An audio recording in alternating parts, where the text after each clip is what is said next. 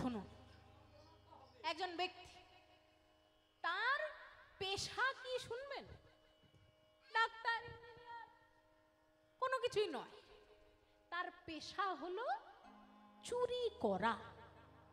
চুরি করাটাই হলো তার প্রধান কাজ। চুরির দ্বারাই সংসার চলে, চুরির দ্বারাই সমস্ত কিছু তিনি করেছেন। এবার সারা জীবন চুরি করে করে ভালো চোর। কেন ভালো চোর? কারণ চুরি করে কোনো মাদক দ্রব্য খেয়ে রাস্তায় পড়ে থাকে না।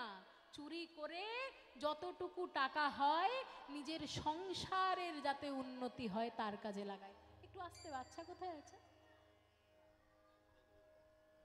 কাজেই চুরি করতে করতে তিনি সারা জীবন কাটিয়েছেন। ছেলেদেরকে বড় করেছেন, 3 ছেলে। এক ছেলে হয়েছে বড় ছেলে, বড় ছেলে হয়েছে ব্যারিস্টার, মেজ ছেলে হয়েছে ডাক্তার, আর ছোট ছেলে হয়েছে মাস্টার। এবার 3 ছেলেই প্রচুর ভালো ভালো চাকরি পেয়েছে। এবার চাকরি পাওয়ার পরে বলছে যে আর তো আমাদের অভাব বলে কিছু থাকলো না, তাই বাবা মনে হয় আর চুরি টুরি করবেন না, উনি বাড়িতেই থাকুন, আমরাই সমস্ত কাজ করব। একদিন রাত্রিবেলায় গ্রামের লোকেরা ওই 3 ছেলেকে জড়ো করেছে। বলছে, দেখো বাবা, তোমাদেরকে আমাদের কিছু বলার আছে। তোমাদের বাবা চুরি করে করেও তোমাদেরকে এমন মানুষ করেছেন যে আমরা বাবা সৎ পথে থেকেও তোমাদেরকে অমন মানুষ করতে পারলাম না। তা সে যাই হোক, তোমাদের বাড়ি হলো আমাদের গ্রামের মধ্যে সব থেকে বড় বাড়ি, তোমাদের অভাব বলে কোনো জিনিস নেই। তবু তোমাদের বাবা কেন প্রত্যেক রাতে বাড়ি থেকে বেরিয়ে আমাদের বাড়িতে চুরি করেন বলো? যাব বাবা, উনি চুরি এখনো ছাড়েননি? না, কোনো মতেই ছাড়ছেন না। আগে বড় বড় জিনিস চুরি করতেন, এখন ওই বাথরুমের মগ চুরি করে নিয়ে চলে যাচ্ছেন, বাথরুমের বালতি চুরি করে নিয়ে চলে যাচ্ছেন, এই সমস্ত চুরি উনি করছেন। তা বাবাকে একটু বোঝাতে পারো না যে কেমন ধরনের তোমার কাজ?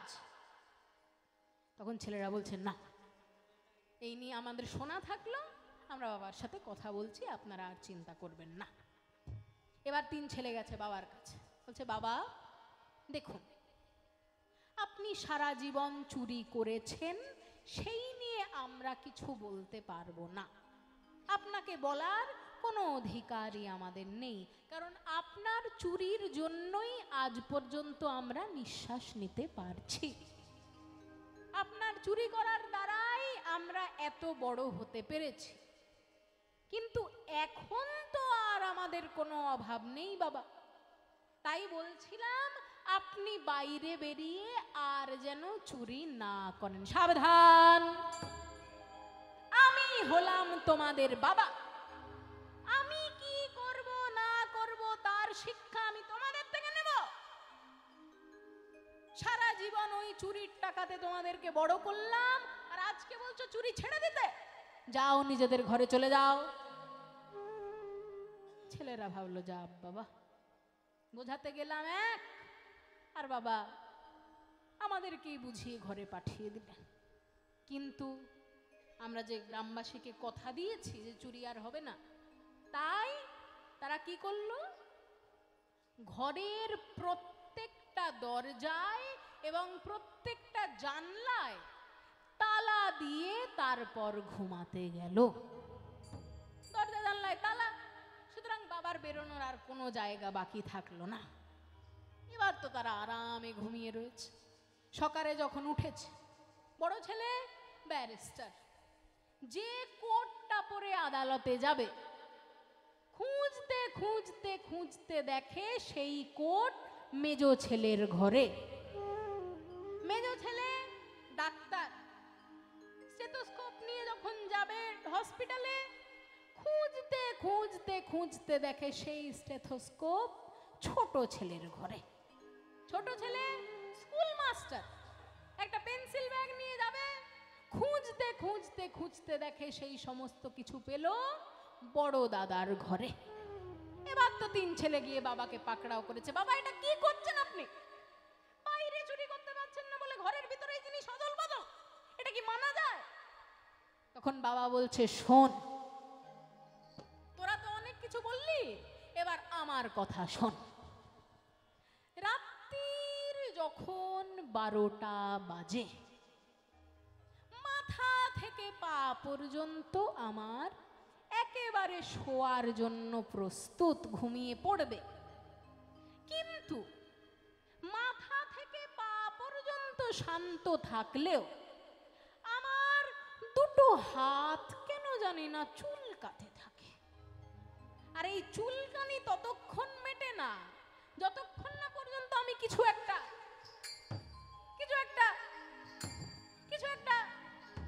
করে নিতে পারি। তাই বাবা বলছে কি জানিস তো, আগে আমি চুরি করতাম অভাবে, আর এখন আমি চুরি করি স্বভাবে। একে বলে স্বভাব যায় না মূলে। নারদ মুনি, যার স্বভাবই হলো ঝগড়া লাগানো, যখন চিঠি দেওয়া হয়েছে বলছে যাদের নামে চিঠি একটু দেরিতে আসবে তাদেরকে আমি আগে গিয়ে জানাবো যে আপনাদের চিঠি কিন্তু পরে আসছে, মানে আপনারা অতটাও গুরুত্বপূর্ণ কিছু নন। তাই সেই চিঠি নিয়ে নারদ মুনি চললেন ত্রিভুবনে নিমন্ত্রণ পত্র দেবেন বলে।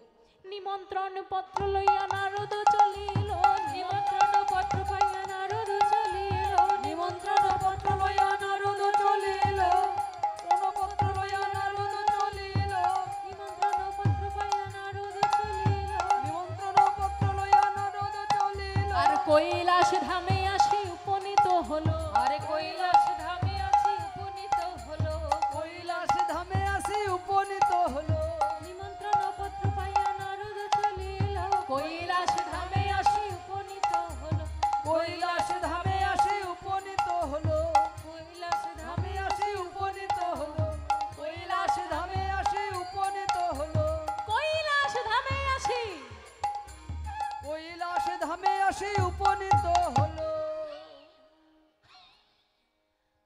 বাবারে, কি ব্যাপার, তো হাঁপাচ্ছ কেন? হ্যাঁ গো, হাঁপানি ওই বরফে যাওয়া ত্রিভুবনে নিমন্ত্রণ করা। দাঁড়াও দাঁড়াও দাঁড়াও, শান্ত হও শান্ত হও। বলতে পারছি না। বলি এই চিঠি কার? এই যে রে, হ্যাঁ, শ্রীকৃষ্ণের। শ্রীকৃষ্ণ। হ্যাঁ, যজ্ঞ আরম্ভ করেছে। কোথায় যজ্ঞ? ওই যে দ্বারকায়, দ্বারকার কোথায়? দ্বারকায় ইয়েতে প্রবাসে, প্রবাস। প্রভাস তীর্থ। হ্যাঁ গো, বলি প্রভাস তীর্থটা আবার কোথায় গো? জানো না? না, জানি না।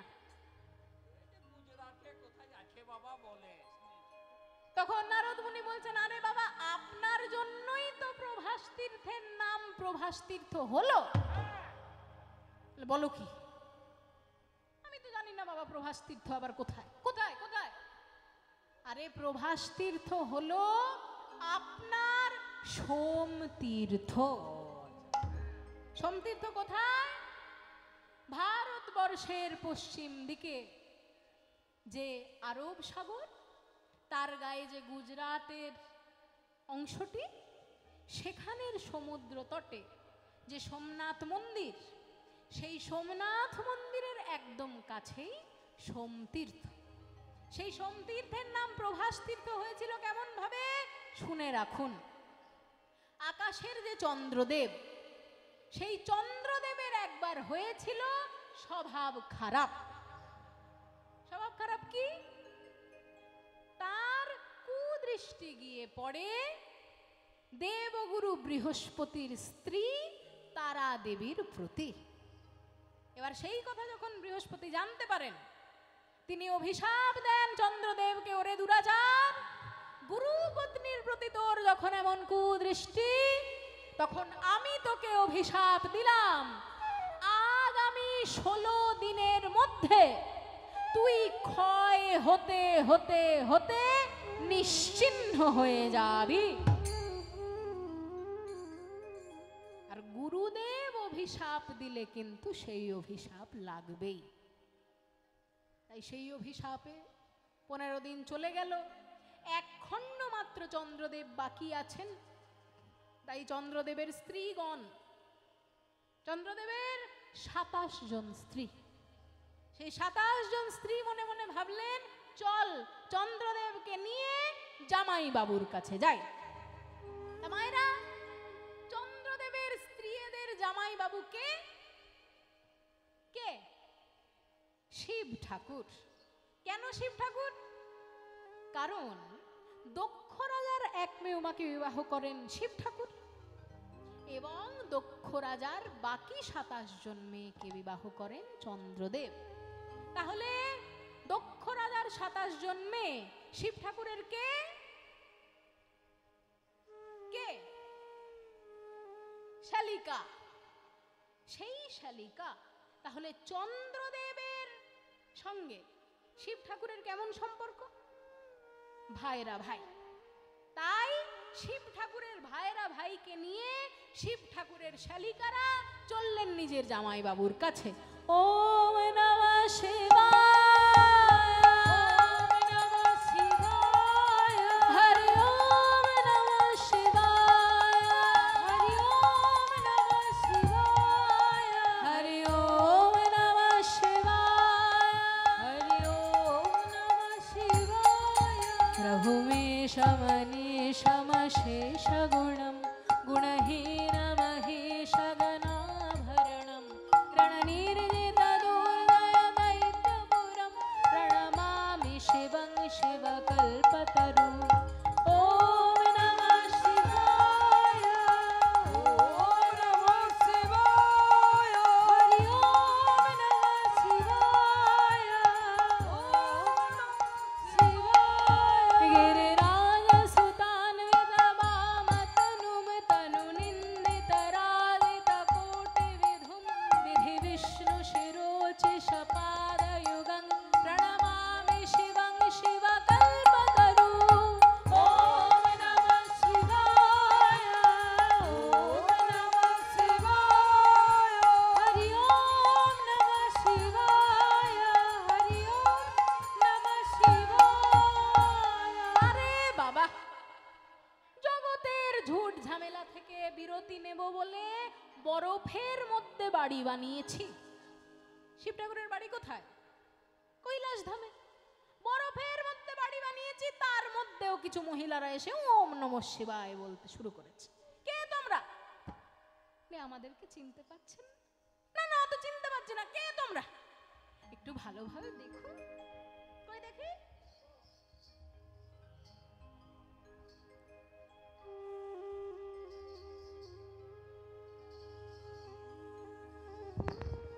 এই বলি, তোমরা আমার সেই সেই সেই শালিকারা না? কিছু মনে করো না, তোমাদেরকে চিনতে ভুল হয়ে গেছে। বলছি, ভালো আছো তো?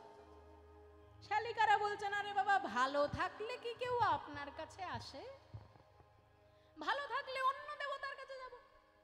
অন্য দেবতাদেরকে দেখুন গিয়ে, মাথা থেকে পা পর্যন্ত সোনায় একেবারে ঝকমক ঝকমক করছে। আর আপনি কোথাকার বাঘের ছাল, কোথাকার হরিণের ছাল, কোথাকার ভস্য মেখে বসে আছেন। দুঃখে পড়েছি, তাই তো আপনার কাছে এসেছি।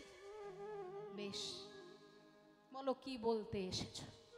কি বলতে এসেছো? আপনি তো সবই জানেন, ধ্যানের মধ্যে তো সবই দেখতে পান, তো বুঝে কেন জিজ্ঞেস করেন জানি না।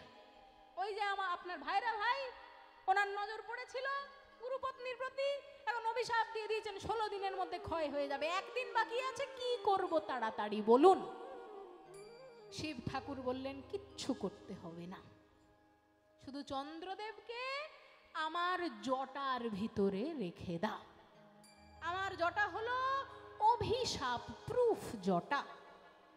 ওয়াটার প্রুফিংকে যেমন যতই জল পড়ুক কালি ধুয়ে যায় না, তেমনি অভিশাপ প্রুফ জটাতে যতই অভিশাপ লাগুক ভিতর অবধি প্রবেশ করতে পারে না। তাই তুমি এই জটার ভিতরে চন্দ্রদেবকে রাখো, কিছু একটা বিহিত আমি করে দিচ্ছি। এই বলে আকাশের চাঁদ তো আর আকাশে নেই, শিব ঠাকুরের জটায় আছে। এবার বৃহস্পতি হাঁটতে হাঁটতে রাত্রিবেলায় বারবার হোঁচট খাচ্ছে। এবার হোঁচট খেতে খেতে ভাবছেন, চন্দ্রদেবকে অভিশাপটা একটু বেশি দেওয়া হয়ে গেল। ও তো কুদৃষ্টি দিয়েছিল, তাই ওকে আমি একটু বকে ধমকে ঠিক করে দিতে পারতাম, কিন্তু ওকে এমন অভিশাপ দিয়ে দিলাম বেচারা পুরোপুরি বিনষ্টই হয়ে গেল। যদি চাঁদ আজ অবধি থাকতো, যদি চাঁদ আজ অবধি থাকতো, ওকে বলে দিতাম সোমতীর্থে স্নান করলে ক্ষয় রোগ দূর হয়ে যায়। আর যেই না বলা, শিব ঠাকুরের শিব ঠাকুরের না, চাঁদের, চন্দ্রদেবের স্ত্রীগণ গিয়ে চন্দ্রদেবকে ফ্রিজ থেকে বের করে, মানে শিব ঠাকুরের জটা থেকে বের করে তারপর স্নান করালেন সোমতীর্থে। সোমতীর্থে নিজের হারানো জ্যোতি চন্দ্রদেব ফিরে পেলেন। হারানো জ্যোতি, জ্যোতিকে সংস্কৃতে আরেকটি ভাষায় বলে প্রভা, এবং ফিরে আসাকে সংস্কৃতে বলে আশ। প্রভা যুক্ত আশ মিলে প্রভাস তীর্থ। এই প্রভাস তীর্থে হতে চলেছে শ্রী কৃষ্ণের দান ব্রত যজ্ঞ। তাই আপনি যথাশীঘ্র সম্ভব গিয়ে পৌঁছাবেন সেই তীর্থ মন্দিরে। তিনি বললেন নিশ্চয়ই যাব, আর শুধু আমি যাব না, আমার নন্দী, ভৃঙ্গি, ডাকিনী, যোগিনী, পিশাচিনী সবাইকে সঙ্গে নিয়েই যাব। তাই শিব ঠাকুরকে নিমন্ত্রণ পত্র দেওয়া হয়ে গেল, সারা বৃন্দাবনকে নিমন্ত্রণ পত্র দেওয়া হয়ে গেল, এবং সবার শেষে রাধা রানীর কাছে এসে দাঁড়িয়েছেন।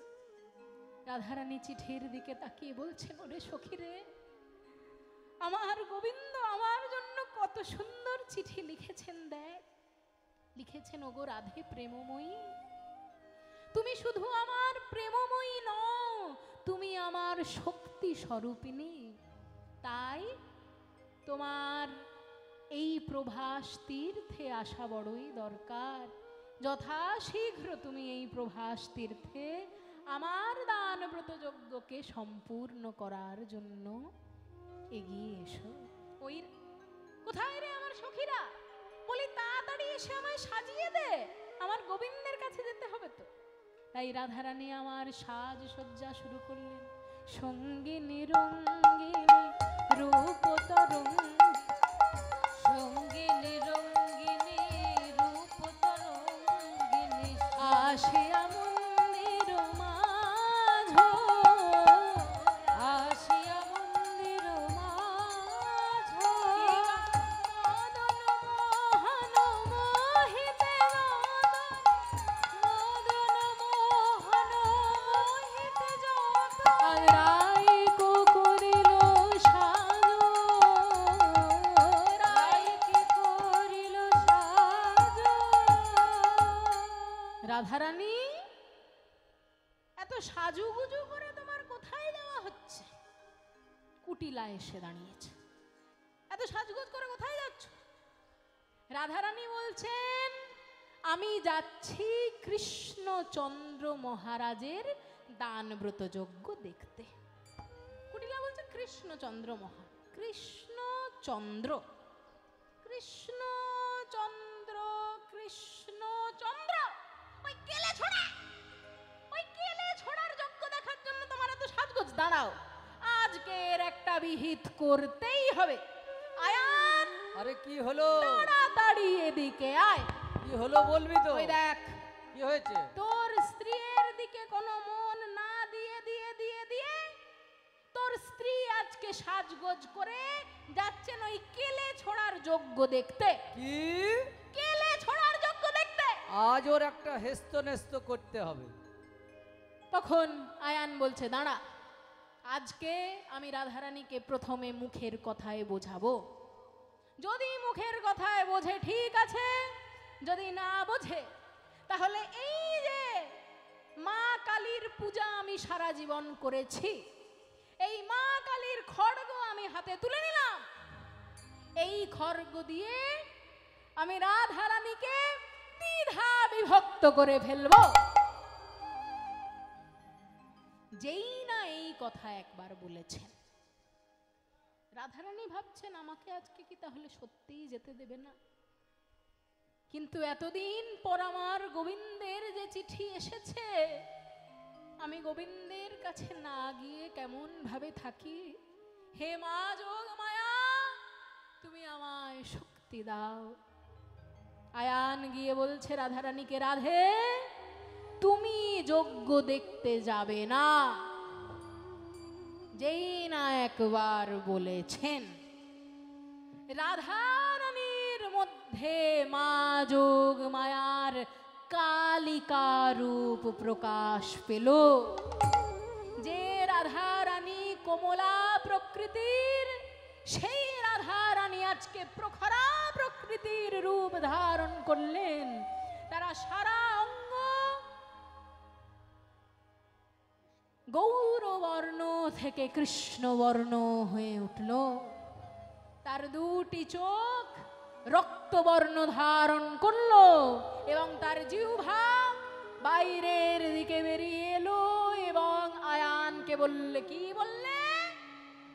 এতদিন তোমরা যে যা বলেছো আমি শুনেছি, আজকে যেতে দেবে না মানে আজকে আমাকে যেতে দিতেই হবে। চেনো না তুমি যে মরে, চেনো না তুমি যে মোরে, চেনো না তুমি যে বলে চেনো না তুমি যে মোরে। গেছিলাম আমি তোমারও ঘরে, বলে গেছিলাম আমি তোমারও ঘরে, গেছিলাম আমি তোমারও ঘরে। গেছিলাম চেনো না তুমি যে মরে, বলে চেনো না তুমি যে মোরে। গেছিলাম আমি তোমারও ঘরে। গেছিলাম আমি তোমারও ঘরে। এত বলি হইল অপরূপ, বলে এত বলি হইল অপরূপ। বলে এত রাধিকা ধরিল কালিকা রূপ, রাধিকা ধরিল কালিকা রূপ, রাধিকা ধরিল কালিকা রূপ, রাধিকা ধরিল কালিকা রূপ, রাধিকা ধরিল কালিকা রূপ। রাধিকা ধরিল কালিকা রূপ, রাধিকা ধরিল কালিকা রূপ। যেই না একবার রাধারানী ওই কথা বলেছেন, রাধারানীর মধ্য থেকে মা কালীর রূপ প্রকাশ পেয়েছে। যে মা কালীকে আয়ান সারা জীবন পূজা করে এসেছে, নিজের স্ত্রীর মধ্যে সেই মা কালীর রূপ দেখতে পেয়ে কি আছে? তো সরাও, সরালে? সেই মা কালীর রূপ আজকে যখন নিজের স্ত্রীর মধ্যে দেখতে পেয়েছে আয়ান, আয়ান বলল, মা নিজের আসল রূপ তুমি যখন একবার আমায় দেখিয়েছো, দয়া করে আজ আমায় তোমার পূজা করতে দাও। মায়েরা, ভক্তগণ সবাই আমার সঙ্গে একটু হাত জোড় করুন। আজকে রাধা রানীর কালিকা মূর্তির পূজা করতে চলেছে রাধা রানীর স্বামী শ্রী আয়ান। তাই তার পূজা আমরা সবাই মিলে একবার করি। সবাই সেই কালিকা মই রাধা রানীকে চিন্তা করবে। ওম কালিকাयै নমো নমঃ। ত্বং স্বাহা ত্বং স্বধা ত্বং হিব ষট্কার स्वरात्मिका सुधा त्वमक्षरे नित्ये त्रिधा मात्रात्मिका स्थिता अर्धमात्रा स्थिता नित्या यानुच्चार्य विशेषतः त्वमेव सा त्वं सावित्री त्वं देवी जननी परा त्वयैव धार्यते सर्वं त्वयैतत् सृज्यते जगत् त्वयैतत् पाल्यते देवी त्वमुत्सन्ते च सर्वदा विशिष्टो सृष्टिरूपा त्वं स्थितिरूपा च पालने तथा समृद्धिरूपान्ते जगतोऽस्य जगन्मये महाविद्या महामाया महामेधा महास्मृतिः महामोहा च भवति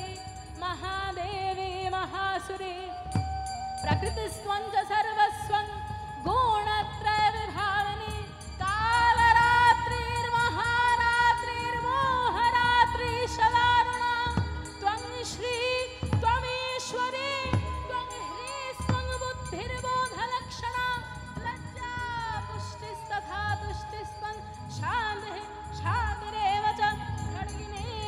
शूलिनी घोरा गदिनी चक्रिणी तथा शंखिनी चापिनी बाण घोषोणी परिघायुधा सौम्या सौम्यतरा शेष सौम्यभ्यस्वति सुंदरी परापराणां परमा त्वमेव परमेश्वरी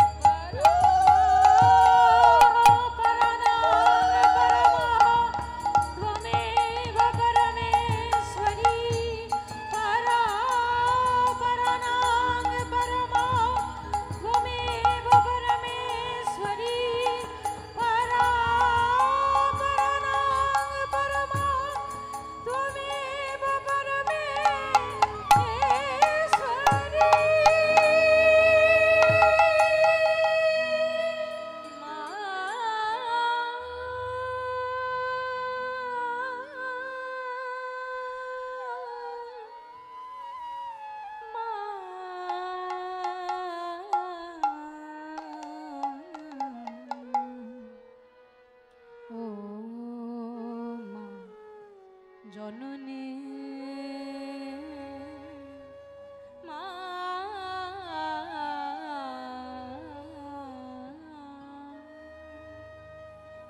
মন আমার মিছে ভ্রম ভূমণ্ডলে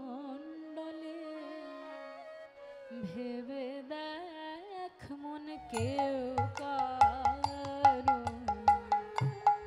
মিছে ভ্রম ভূমণ্ডলে ভেবে দেখ মন কেউ কারো নয় মিছে ভ্রম ভূমণ্ডলে ভুলো না দক্ষিণা কালী বদ্ধ হয়ে মায়া জালে ভেবে দেখ মন কেউ কারো নয় মিছে ভ্রম ভূমণ্ডলে ভেবে দেখ মন কেউ কারো আত্মীয় স্বজন বন্ধু বান্ধব এনাদেরকে নিয়ে যে আমরা ভেবে মরি,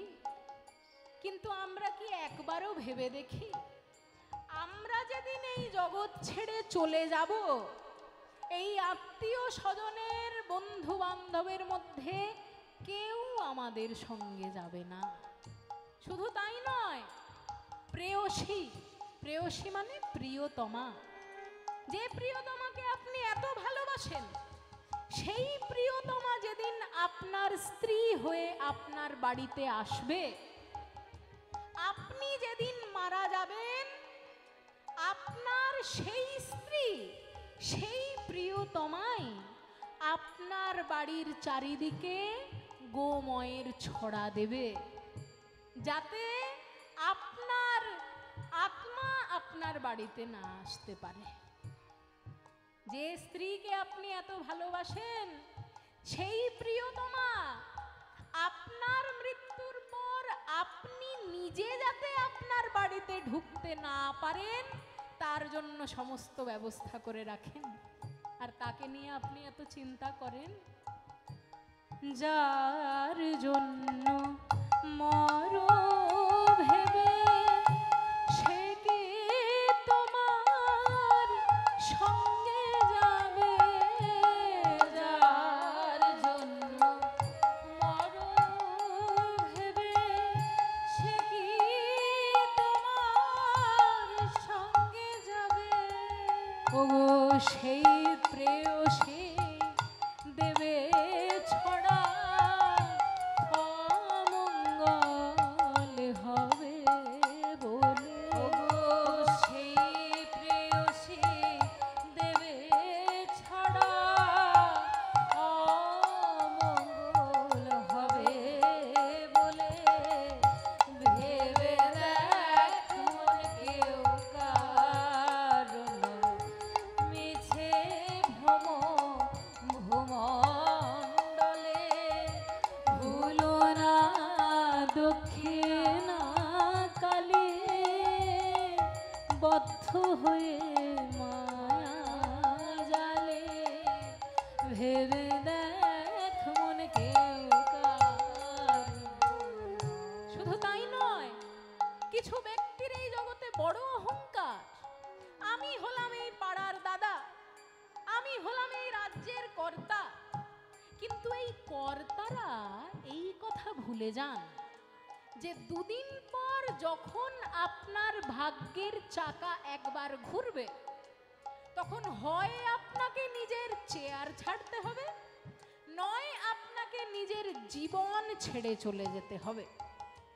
আর যেই একবার চেয়ার ছাড়বেন, অমনি দেখবেন যে লোকেরা এতদিন আপনার জন্য আপনার পিছন পিছন ঘুরতো, সেই লোকেরা আপনার দিকে আর তোয়াক্কাই করবে না, চেয়ারে যে বসে আছে তার পিছনে ঘুরবে। তাহলে কিসের মানুষের এত অহংকার? দিন দুই তিনের জন্য ভবে কর্তা বলে সবাই মানে। দিন দুই তিনের জন্য ভবে কর্তা বলে সবাই মানে। ও সেই কর্তারে দেবে ফেলে কালা কালের কর্তা এলে।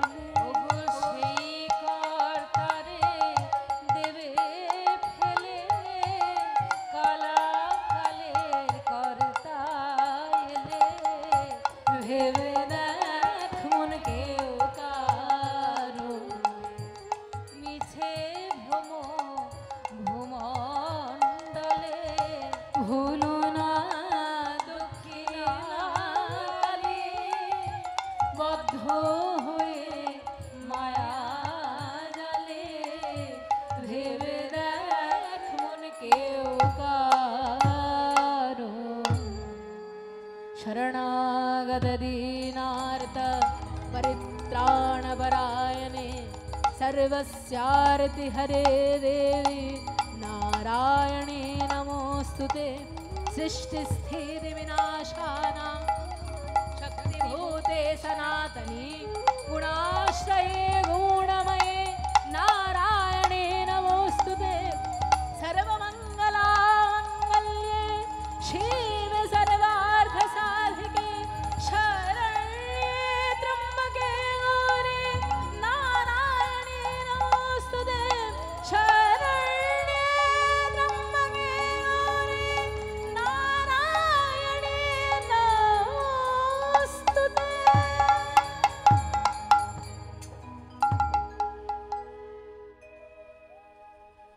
মাগো, এতদিন আমার ঘরণী রূপে আমার জননী আমার কাছে ছিল, কিন্তু তার আসল রূপ আমি দেখতে পাইনি। আজ যখন তুমি কৃপা করে আমায় নিজের রূপ দেখিয়েছ মা, আর তো আমি তোমায় বাধা দিতে পারি না। তুমি নিশ্চয়ই যাবে শ্রীকৃষ্ণের কাছে এবং সেই প্রসাদ আমার কাছেও নিয়ে আসবে। তুমি যাও, দয়া করে আমার গোবিন্দকে তোরা আমার কাছে এনে দে। তাই কোমর থেকে ছবি আঁকা শুরু করলেন। তারপর বাহু দুটি আঁকে ছলো ছলো আঁখে মুরলি দিল সে করে কেবার। বাহু দুটি আঁকে ছলো ছলো আঁখে মুরলি দিল সে করে। আর কম্বু কণ্ঠ কেবায় অপরূপ শোভা।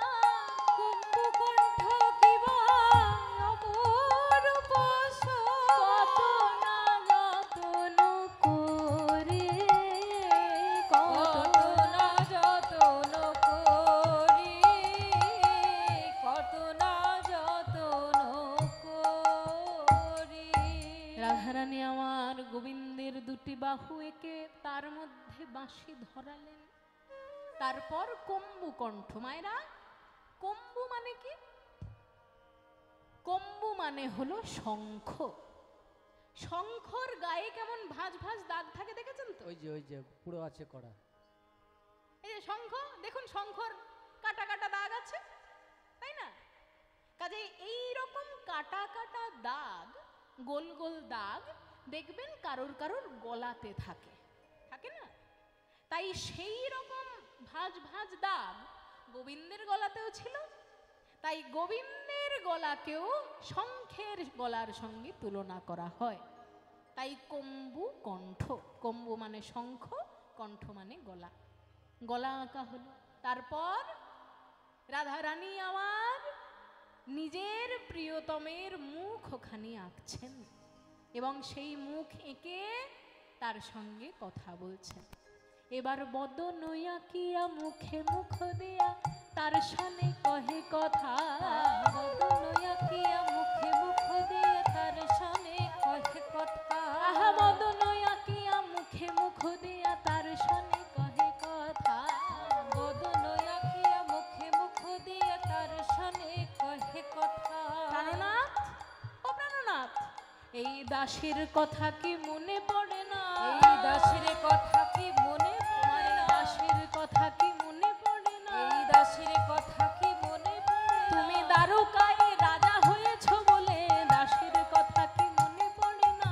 দ্বারকায় রাজা হয়েছে বলে দাসের কথা কি মনে পড়ে না? তুমি দ্বারকায় রাজা হয়েছো বলে, ওগো বৃন্দাবনের রাখাল রাজা, দ্বারকায় রাজা হয়েছো বলে, ওহে বৃন্দাবনের রাখাল রাজা, দ্বারকায় রাজা হয়েছে বলে, ওহে বৃন্দাবনের রাখাল রাজা। দাসের কথা কি মনে পড়ে না?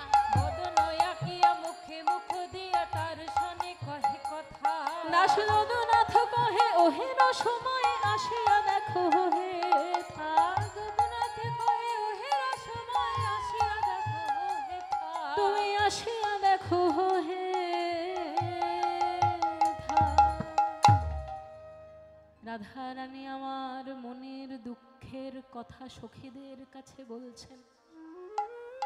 এমন সময় আসবেন আজকের কাহিনীর দূতি।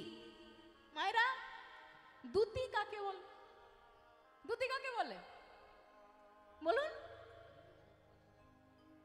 দূতি কাকে বলে আমি বুঝিয়ে দিই। খুব বিশ্বস্ত বন্ধু। কেমন বিশ্বস্ত বন্ধু?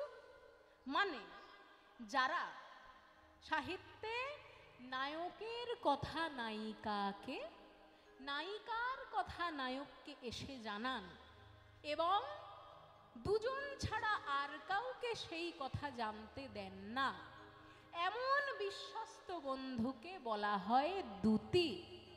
এখনকার দিনে মানুষদেরকে দূতির কথা বোঝাতে হয় কেন? কারণ এখনকার দিনে সবার দূতি সবার হাতে চলে এসেছে। সেটির নাম কি? কি নাম কি গো?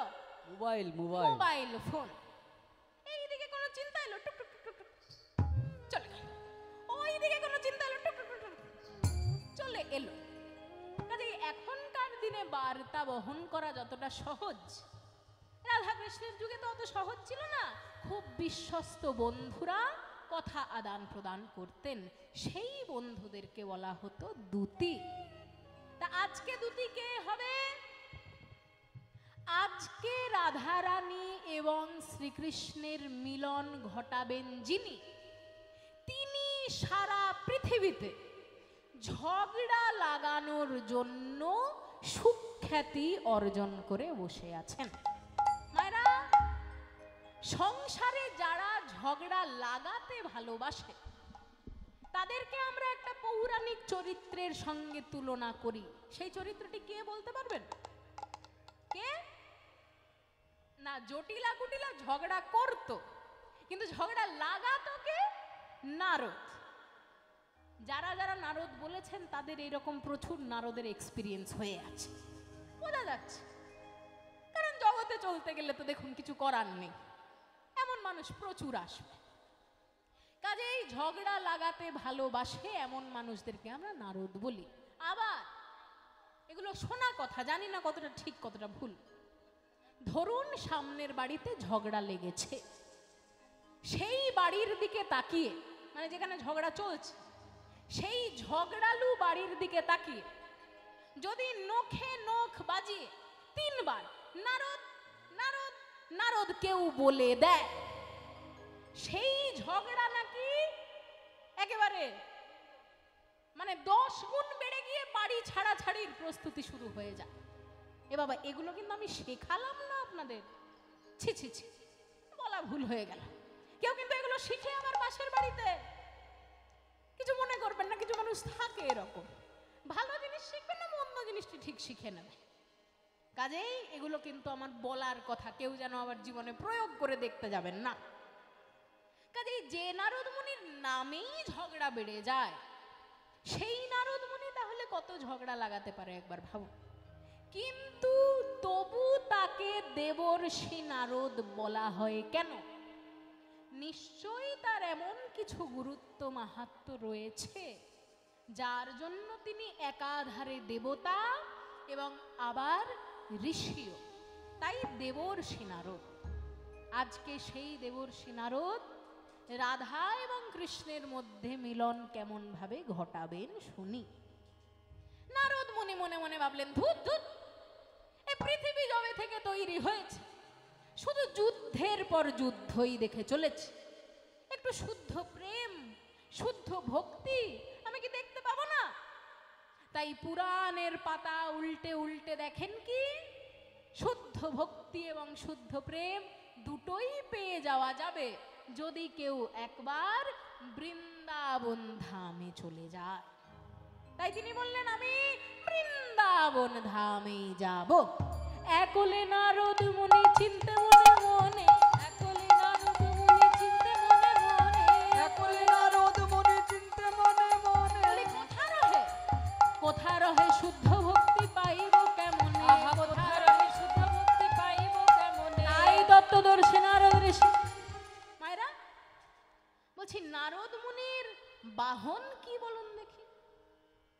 নারদ মুনির বাহন কি? ঢেঁকি। তাই আজকে নারদ মুনি যখন যাবেন বৃন্দাবনে, ঢেঁকিতে চেপে যাবেন। তাই তত্ত্বদর্শী নারদ ঋষি ঢেঁকি আরোহণ, তত্ত্বদর্শী নারদ ঋষি ঢেকি আরোহণ। আজ নাচিতে নাচিতে যায় মধুর বৃন্দাবনে, নাচিতে নাচিতে যায় মধুর বৃন্দাবনে, নাচিতে নাচিতে যায় মধুর বৃন্দাবনে, নাচিতে নাচিতে যায় মধুর বৃন্দাবনে। তত্ত্বদর্শী নারদ ঋষি চারি পানে চায়, তত্ত্বদর্শী নারদ ঋষি চারি পানে চায়, তত্ত্বদর্শী নারদ ঋষি চারি পানে চায়, তত্ত্বদর্শী নারদ ঋষি চারি পানে চায়। বলে, কোথা হইতে তাপ আসে লাগে মোর গায়ে? হ্যাঁ? অঙ্গ কেন জ্বলে যায়? অঙ্গ কেন জ্বলে যায়? আমার অঙ্গ কেন জ্বলে যায়? আমার অঙ্গ কেন জ্বলে জ্বালা যায়? জুড়াইতে ব্রজে হরি এলাম, বল। অঙ্গ কেন জ্বলে যায়? জুড়াইতে ব্রজে এলাম, অঙ্গ কেন জ্বলে যায়? জুড়াইতে ব্রজে এলাম, অঙ্গ কেন জ্বলে জ্বালা জুড়াইতে ব্রজে এলাম, অঙ্গ কেন জ্বলে যায়? জ্বালা জুড়ানোর জন্য বৃন্দাবনে এসে পৌঁছেছে। এবার বৃন্দাবনে এসেও দেখছি কোথা থেকে যেন একটা তাপ এসে গায়ে লাগছে। আমি হলাম নারদ মুনি, কোন জিনিসের শেষ না দেখে ছাড়ি না। আমার গায়ে যখন তাপ লেগেছে, এই তাপের উৎস কোথায় আমি খুঁজে বের করব। তাই খুঁজতে খুঁজতে খুঁজতে নারদ মুনি গিয়ে পৌঁছালেন রাধা রানীর দরজা। দেখেন কি, রাধা রানী একবার করে যখন নিঃশ্বাস ফেলছেন, একবার করে যখন হা কৃষ্ণ কোথা কৃষ্ণ এই বলে নিঃশ্বাস ফেলছেন, রাধারানীর হৃদয়ের ভিতরে যে তীব্র বিরহের আগুন, সেই বিরহের তাপ গিয়ে নারদ মুনির গায়ে লাগছে। নারদ মুনি যেই না একবার রাধা রানীর দিকে তাকিয়েছেন, নারদ মুনি বলছেন, রাধে, তুমি না শ্রীকৃষ্ণের শক্তি স্বরূপিণী? শক্তি স্বরূপিণী যদি নিজেই শক্তিহীনা হয়ে যায়, তাহলে শ্রীকৃষ্ণ শক্তিমান থাকবেন কেমন করে? তাই শ্রীকৃষ্ণকে শক্তিমান রাখতে গেলে তোমায় তো শক্তি হারালে চলবে না। তাই রাধে, তোমার এই দুঃখের কারণ আমি বুঝতে পেরেছি। তুমি চিন্তা করো না, তোমার সঙ্গে তোমার প্রিয়তমের মিলন আমি ঘটাবই ঘটাবই ঘটাবই। ওই রে আমার সাধের বিনা, বলি সারা জীবন নারায়ণ নারায়ণ তো ভালোই করলি, এবার আজকে একটু রাধা রাধা নাম কর দেখি। ওই বিনা, বলো বলো যন্ত্র রাধা নাম মন্ত্র, যাগ যজ্ঞ ব্রত কিছু নাহিয়া। বলো বলো যন্ত্র রাধা নাম মন্ত্র, যাগ যজ্ঞ ব্রত কিছু নাহিয়া। রাধা নাম মন্ত্র, যাগ যজ্ঞ ব্রত কিছু নাহিয়া। বলো বলো বিনে রাধা নাম বিনে, আর বলো বলো বিনে রাধা নাম বিনে, এই ত্রিভুবনে কিছু গতি নাহি আর। বলো বলো যন্ত্র রাধা নাম মন্ত্র, যাগ যজ্ঞ ব্রত কিছু নাহি আর। বলো বলো যন্ত্র রাধা নাম মন্ত্র, যাগ যজ্ঞ ব্রত কিছু নাহিয়া। বলো রাধে জয় রাধে, জয় রাধে জয় রাধে, বলো রাধে জয় রাধে, বলো রাধে জয় রাধে, বলো রাধে রাধে রাধে রাধে রাধে রাধে রাধে রাধে রাধে রাধে রাধে রাধে রাধে, বলো রাধে জয় রাধে, বলো রাধে জয় রাধে, বলো রাধে জয় রাধে।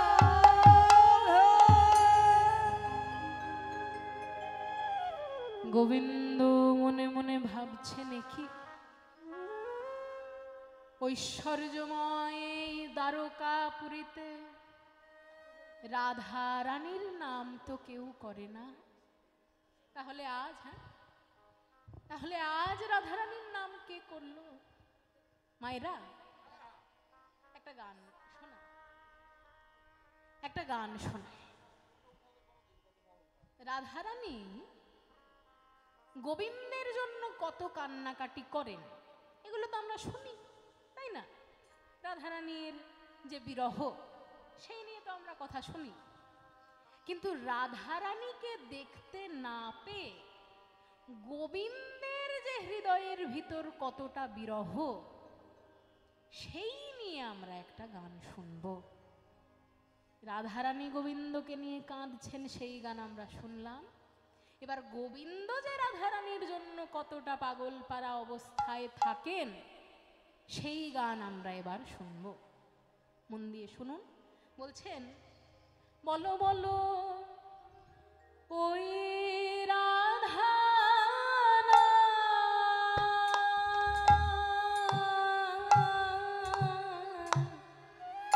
রাধা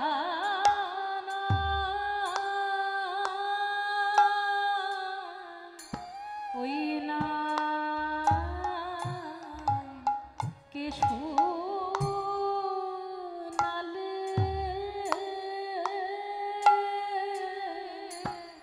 ওগো শোনাইয়া ওগো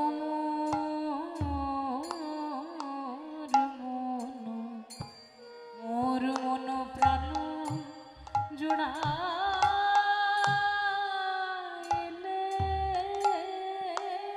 বলো বলো ওই রাধা ইকো বাড়িয়েছেন কি ইকো? ওই রাধা আমায় কে শোনালে আমার সর্বেন্দ্রিয় সর্বেন্দ্রিয় মাতাইলে আমায় জন্মের মতো কিনে নিলে আমার সর্বেন্দ্রিয় মাতাইলে আমায় জন্মের মতো কিনে নিলে আমার সর্বেন্দ্রিয় মাতাইলে আমায় জন্মের মতো কিনে নিলে সর্বেন্দ্রিয় মাতাইলে জন্মের মতো কিনে নিলে ওই রাধা আমায় কে শোনালে বলি ওই রাধা নামে আছে কি মাধুরী ওই রাধা নামে আছে কি মাধুরী আর শ্রবণে হলো হিয়াপুরে আমার হৃদয়ে ভরে যে গেল গো, হৃদয় ভরে যে গেল, আমার হৃদয় ভরে যে গেল গো। ভরে যে গেল। এমন মধুর রাধা নাম প্রেমে মধুর রাধা প্রেমে হৃদয় ভরে যে গেল। এমন মধুর রাধা নাম প্রেমে ভরে যে গেল গো। ওই মধুর রাধা নাম প্রেমের হৃদয় ভরে যে গেল। এমন মধুর রাধা নাম প্রেমে না জানি কি সুধায় আছে মধুর রাধা না জানি কি সুধা আছে, মধুর রাধা নাম প্রেমে না জানি কি সুধা আছে, মধুর রাধা নাম প্রেমে না জানি কি সুধা আছে। মধুর রাধা নাম হৃদয় ভরে যে গেল। আর চিতে নিতে মূরতি প্রকাশ কেবা অমিয়া সাগরে জানবাস। গোবিন্দ বলছেন যে সারাদিন আমি নানান কথা মাথায় চিন্তা করি বটে, কিন্তু সারাদিনের মধ্যে রাধারানীর কথা যখনই আমার মাথায় আসে তখনই আমার কি মনে হয় জানো? আমার মনে হয় আর আমি দ্বারকার মধ্যে বসে নেই। আমার মনে হয় আমি যেন একটা অমৃতের সমুদ্রের মধ্যে ডুবে আছি। কেন অমৃতের সমুদ্র মায়েরা? বলছি, আপনারা সন্দেশের পুতুল দেখেছেন? সন্দেশের পুতুল দেখেছেন? সন্দেশের পুতুল? আচ্ছা, সন্দেশের পুতুল দেখেননি, মাটির পুতুল দেখেছেন? মাটির পুতুল, মাটির পুতুল যেমন ভিতর থেকে বাইরে, মাথা থেকে পা পর্যন্ত পুরোটাই মাটি দিয়ে তৈরি। সন্দেশের পুতুল যেমন মাথা থেকে পা পর্যন্ত, ভিতর থেকে বাইরে পুরোটাই সন্দেশ দিয়ে তৈরি, তেমনি রাধারানীর মাথা থেকে পা পর্যন্ত, ভিতর থেকে বাইরে যেন অমৃত দিয়ে তৈরি। যেন আমি আর মূরতি, আমি আর মূরতি, যেন আমি আর মূরতি, আমি আর মূরতি, আমার রাধা রঙ্গাকৃতি, আমি আর মূরতি, আমার রাধা রঙ্গাকৃতি, আমি আর মূরতি, আমার রাধা রঙ্গাকৃতি, আমি আর মূরতি, আমার রাধা রঙ্গাকৃতি, আমি আর মূরতি, আমার রাধা রঙ্গাকৃতি,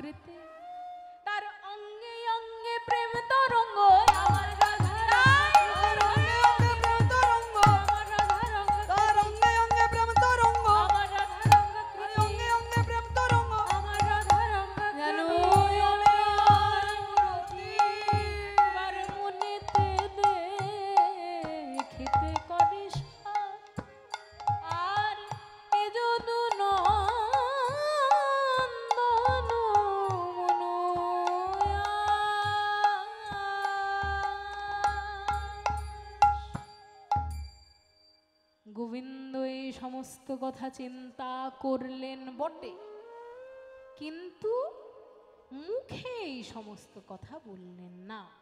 কেন? কারণ সামনে দাদা বলরাম বসে আছে। দাদা বলরামের সামনে কি এই কথা বলা যায়? এমন সময় রাজ দরবারে এসে উপস্থিত নারদ মুনি। কৃষ্ণচন্দ্র মহারাজ কি, কৃষ্ণচন্দ্র মহারাজ কি, কৃষ্ণচন্দ্র মহারাজ কি। আসুন আসুন দেবর্ষিপাদ, বলুন। আচ্ছা, আমার আপনাকে একটা কথা জিজ্ঞাসা করার আছে। একটু আগে শুনলাম পথে কে যেন রাধা রাধা নাম করতে করতে যাচ্ছিল। বলছি, আপনি কি তাহলে রাধারানীর নাম নিচ্ছেন? হ্যাঁ, আমি নিচ্ছিলাম আর কি। না, আমি জিজ্ঞেস করছিলাম আপনি কেন রাধারানীর নাম নিচ্ছিলেন? আপনি তো সারা জীবন নারায়ণ নারায়ণ এই সমস্তই করে বেড়ান। রাধারানীর এমন সুন্দর নাম তো আপনার মুখে আগে শুনেনি। তাই আপনি যদি বলেন রাধারানীর নাম আপনি কেন নিচ্ছিলেন। সাবধান কৃষ্ণচন্দ্র, আমি হলাম দেবর্ষি নারদ, ভাবের ঘরের বাবাজি। যখন যার নাম নেওয়ার ইচ্ছা হবে তখন তার নাম নেব। কখন কার নাম নিচ্ছি তার উত্তর, তার কৈফিয়ত আমি তোমাকে দিতে যাব?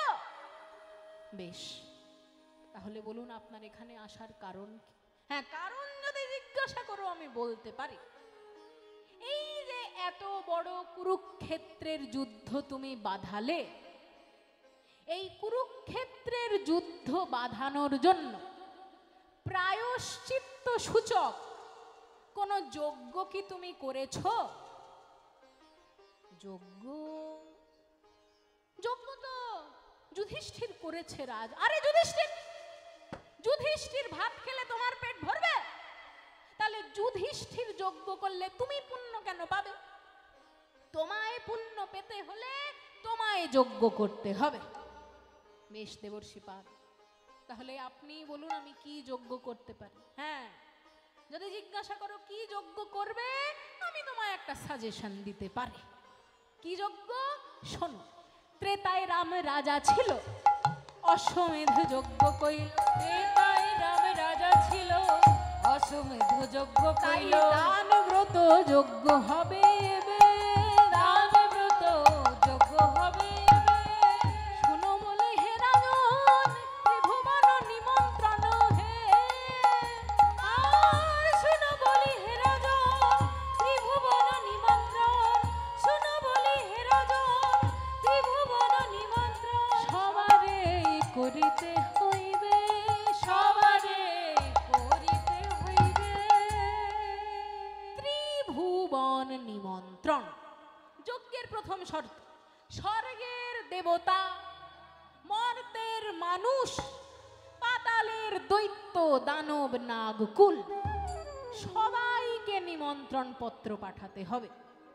আর পাঠানোর পর ত্রিভুবনের লোকেরা যে এসে যা চাইবে, যে যা চাইবে তাই দিবে, সবার আশা মিটাইবে।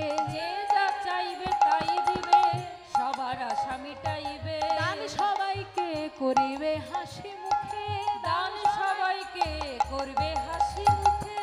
কিছু মনে করবেন না মায়েরা, দান কিন্তু সবাই দিতে পারে না। কিছু মায়েরা আছেন জানেন তো, ভিক্ষুক ধরুন ভিক্ষার ঝুলি নিয়ে এলো, তো দান এমন ভাবে দেবেন যেন দান দিয়ে একেবারে তাকে উদ্ধার করে দিলেন। কাজে সেই রকম ভাবে দান দেওয়া কিন্তু কাম্য নয়।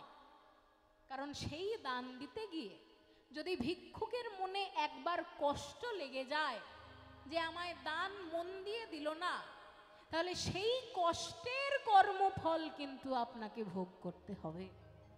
তাই দান দিতে গেলে কি করতে হবে সেটা দেখুন বলে দেওয়া হলো। দান সবাইকে করিবে হাসি মুখে, দান সবাইকে করিবে হাসি মুখে, দান সবাইকে করিবে হাসি মুখে। সর্বশেষে দান দিয়া ভিক্ষার ঝুলি কাঁধে লইয়া, সর্বশেষে দান দিয়া ভিক্ষার ঝুলি স্কন্ধে তুমি লইয়া। ভিক্ষা করে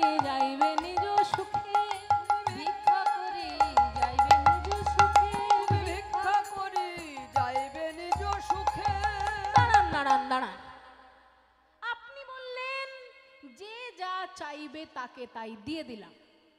এবার দেওয়ার পরে ভিক্ষার ঝুলি নিয়ে যাকে যা দিলাম সেটা আবার ফেরত নিয়ে নেব? এটা কি ভদ্রতা দেখায়? ধরুন কোনো মানুষ আপনাকে 500 টাকা দিল সবার সামনে, এই গল্পগুলো আমি বলছি, কিছু মনে করবেন না, আমি বাবার কাছে শুনেছি যে একজন ভক্ত এসছে বাবার কাছে। এবার সেই যুগে বাবারা যখন প্রথম প্রথম গান করছে তখন 50 টাকা মানে অনেক টাকা। একটা 50 টাকা নিয়ে পুরো আসরের সামনে ঘুরালেন, ঘুরিয়ে ঘুরিয়ে ঘুরিয়ে তারপর নিয়ে সেই 50টি টাকা ওনার বুকে বেঁধে দিলেন। তারপর বললেন যে বলে দিন আমার নামেই আমি আপনাকে 50 টাকা দিলাম। বললেন ঠিক আছে আমি বলে দিচ্ছি। উনি 50 টাকা দিলেন, বলে দিলেন। গান শেষ, বাবা ঘরে গেছেন। ঘরে সেই ভক্ত আবার এসেছেন, বলছেন সুমন বাবু আপনাকে ওই যে তখন 50টি টাকা দিয়েছিলাম না, ওটা থেকে 10 টাকা কেটে আপনি 40 টাকা আমায় ফেরত দিন। বলছেন কেন, আপনি এই যে এত বললেন সবাইকে যে আপনি দিচ্ছেন খুব ভালোবেসে, তাহলে আপনি ফেরত কেন নিচ্ছেন?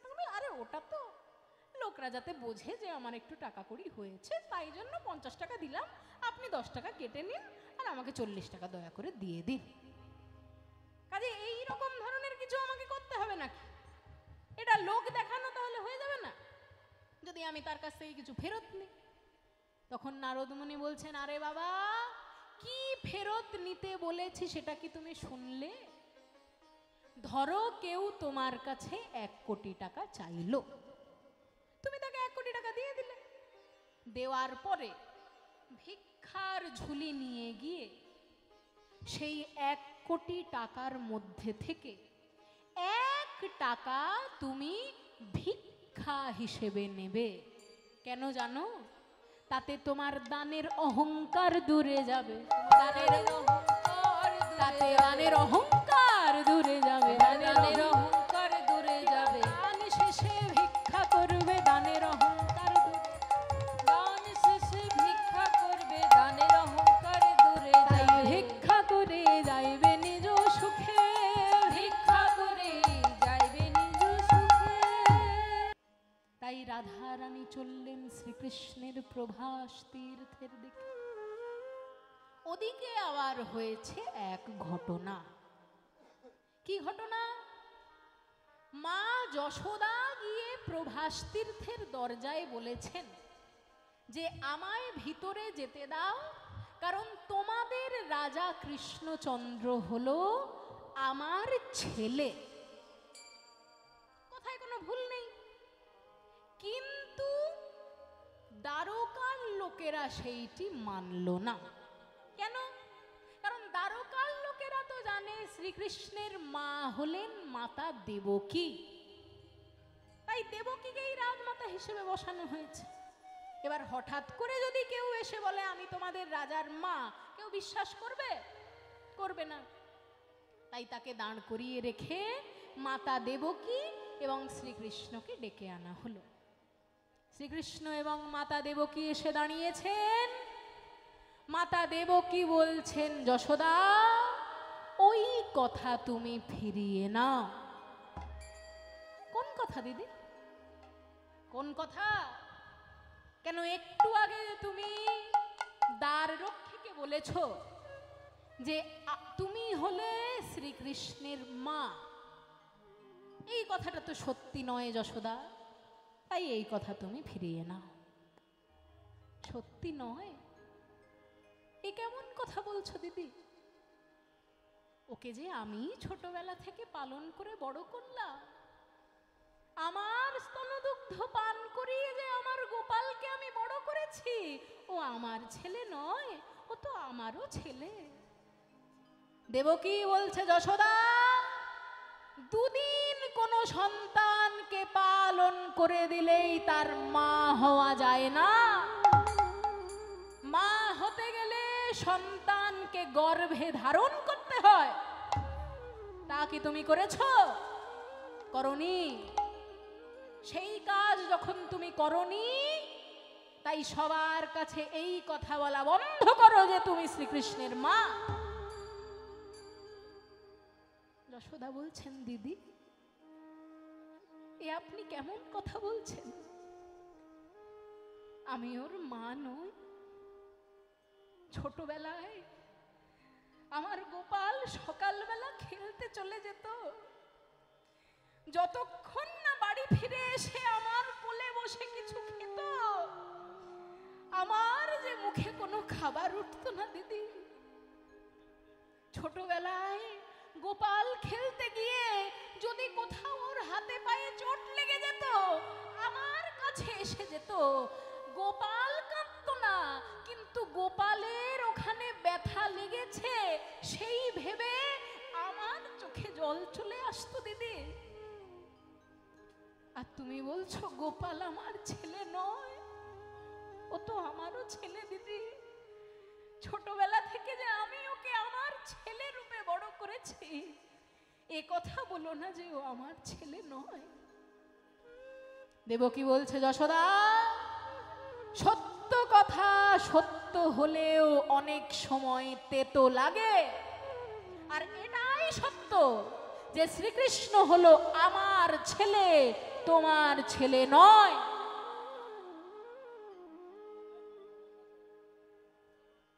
দুই মায়ের মধ্যে দ্বন্দ্ব লেগেছে,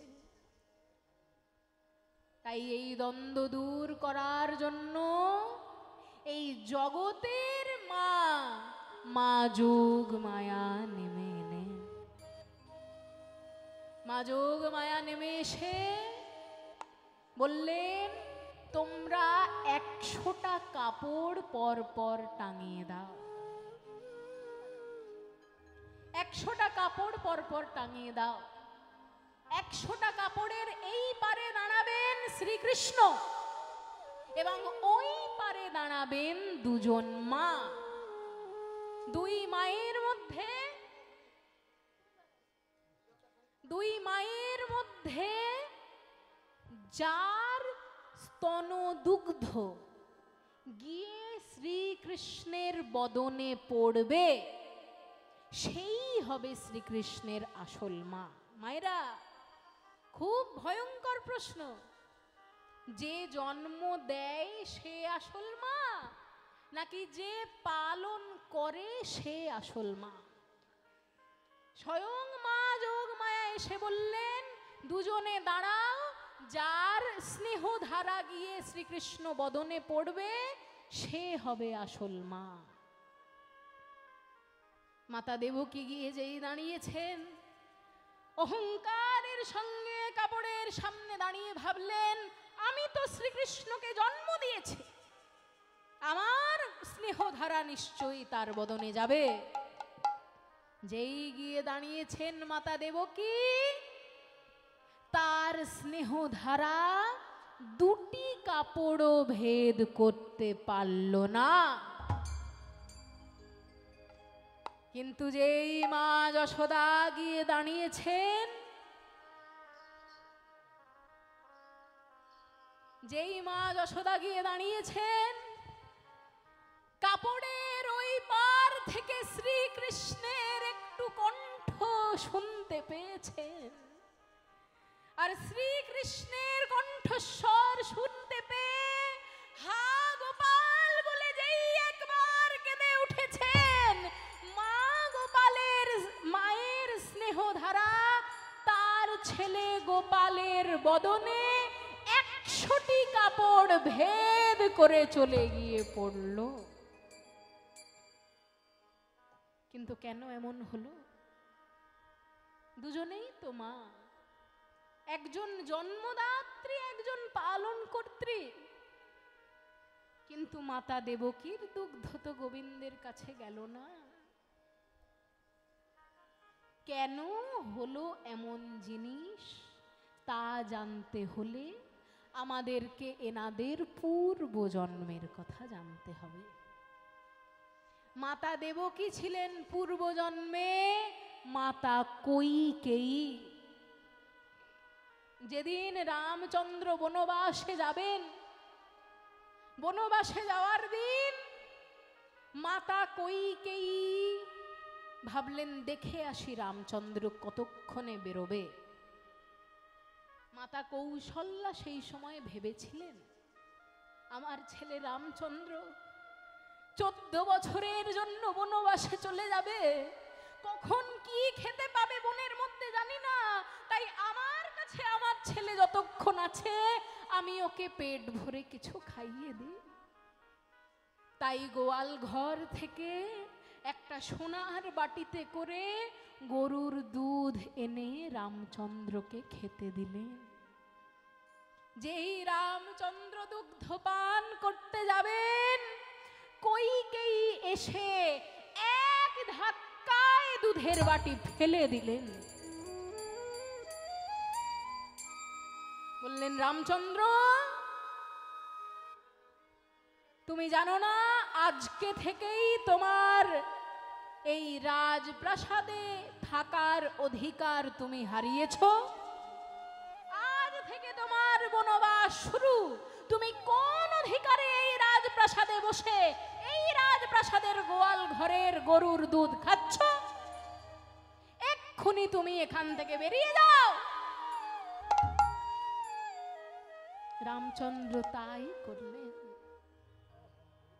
নিজের স্ত্রী সীতা দেবী এবং ভাই লক্ষণকে সঙ্গে নিয়ে বেরিয়ে পড়লেন বনবাসের জন্য।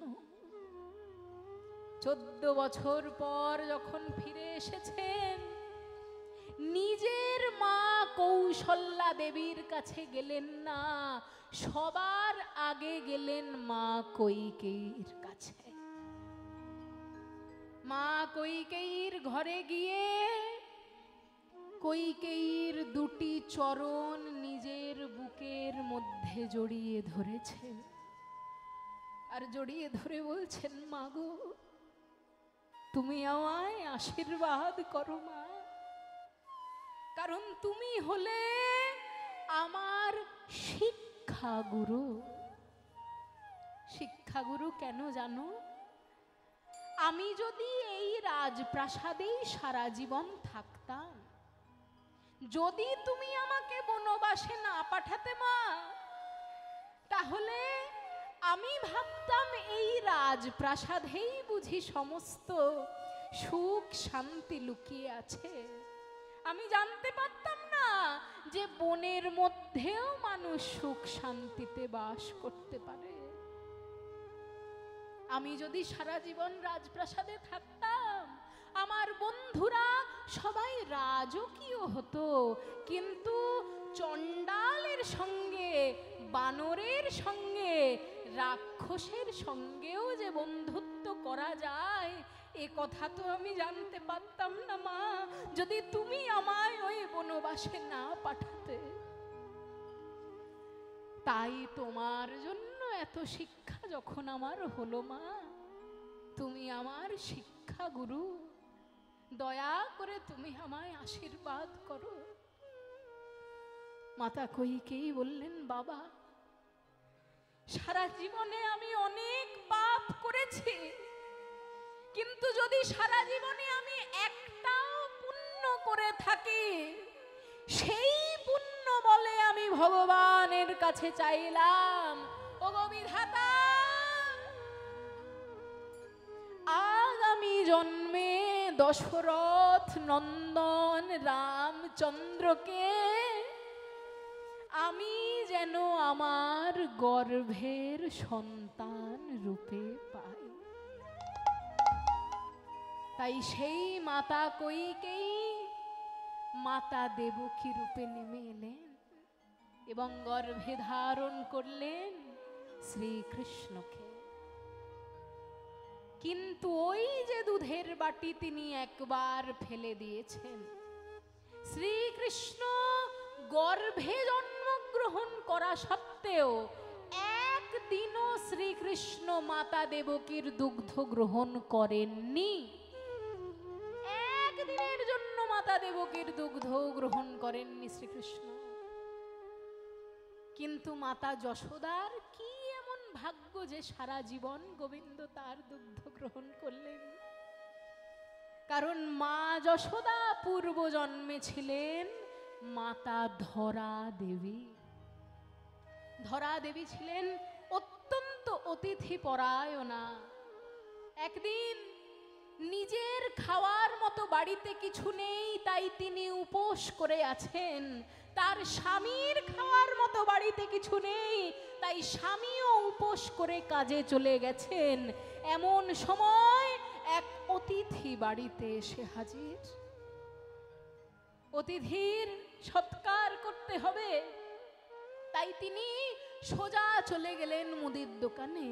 মুদিখানার দোকানদারকে গিয়ে বলছে, দাদা বাড়িতে খাওয়ার মতো কিছু নেই, আমিও কিছু খাইনি, আমার স্বামীও কিছু খাননি, বাড়িতে হঠাৎ অতিথি এসেছেন, তার সেবার জন্য যদি আপনি কিছু আমাদের ধার দেন।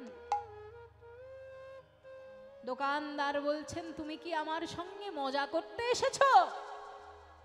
তুমি জানো না এর গত 2 মাস ধরে তোমাদের ধার এখনো অবধি শোধ হয়নি। আগে সেই ধার শোধ করো, তারপর নতুন ধার আমি দেব। ধরা দেবী বললেন, দাদা বাড়িতে যে ধার দেওয়ার মতো কিছু নেই, বন্ধক যে আপনার কাছে দেব, কি বন্ধক দিয়ে ধার চাইব বলুন? বাড়িতে বন্ধক দেওয়ার মতো কিছু নেই। আর যে বাড়িটাতে আমরা থাকি সেই বাড়িটাই তো বন্ধক হয়ে পড়ে রয়েছে। দাদা আপনাকে কি বন্ধক দিয়ে ধার চাইব বলুন? মুদিখানার দোকানদার বলল, কেন?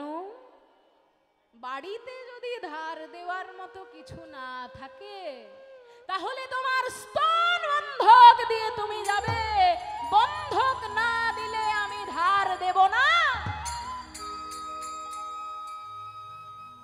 ধরা দেবী কি করলেন জানেন? নিজের বাম স্তন করদন করে দিলেন, নিজের বাম স্তন কেটে বন্ধক রেখে চলে এলেন মুদিখানার দোকানে। খাবার ধার নিয়ে এসে হাত কাঁপতে কাঁপতে যেই অতিথির কাছে গেছেন, দেখে অতিথি আর অতিথি নেই।